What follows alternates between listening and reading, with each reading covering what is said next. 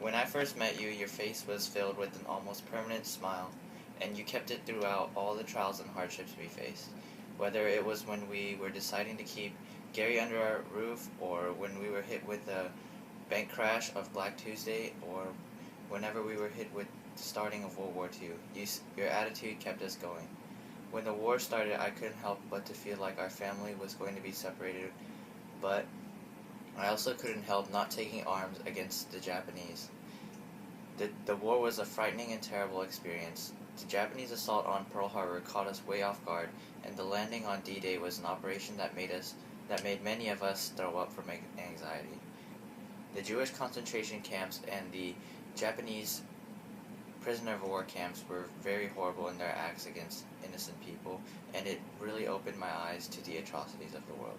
I'm proud that we made it through these times of testing, but now that I'm home, I'm really looking forward to spending quality time with my son. I can't wait to raise Gary into whatever he wants to be. I believe this project really helped us bond with not just our partners, but also other partner groups that had a similar goal to us. This activity made us work as a cohesive group in order to provide a much clearer understanding towards the United States during pre-World War II and during World War II. These past few years have been really interesting, I'd have to say. Starting out with the Great Depression, oh my goodness, a lot of things happened. But I was lucky that I found David, my husband. Just whenever I saw him, I felt something different, something unique about him. Like I could tell that I could trust him, and he was very strong, and someone I could totally go to. Let's see. I would think that our happiest moment together, in my opinion, was whenever we had Gary. He's the best kid I could ever ask for. But also with that, our darkest moment would also be worrying if we couldn't keep him around, and that really scared me because I wanted to keep him as much as I possibly could. But in the end, I'm proud that we did it. We survived through the whole thing.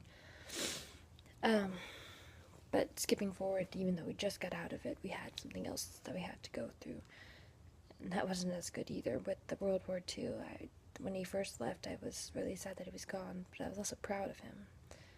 Proud that he got to go and help others, that help and protect others. I felt really useful whenever I was to help getting all my little scraps together and saving everything and hopefully to help contribute it. But through all that, the most scariest moment was probably the thought that David might not come home. That made me scared every time that would happen. But in the end, now that's over, reflecting back, I am going to change how I live life.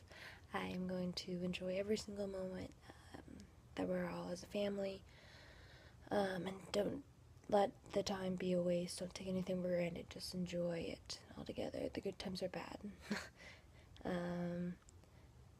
I hope that Gary never has to go through that or anything like that, or have to be in our shoes with his kids, dealing through either one, both of them, actually.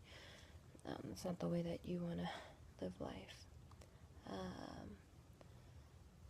This project really helped me meet new people, even just changing how we sit, where we sat during the Great Depression. It really made be with other people and just hang out with them kind of while we're doing this whole being married to someone was definitely a unique experience that you can't really get from a textbook or just a regular class. But just trying to see how they lived with their struggling and to make ends meet, and longing for your loved one, even though he or she might not survive. It's crazy to be put in that shoes with that thought in mind.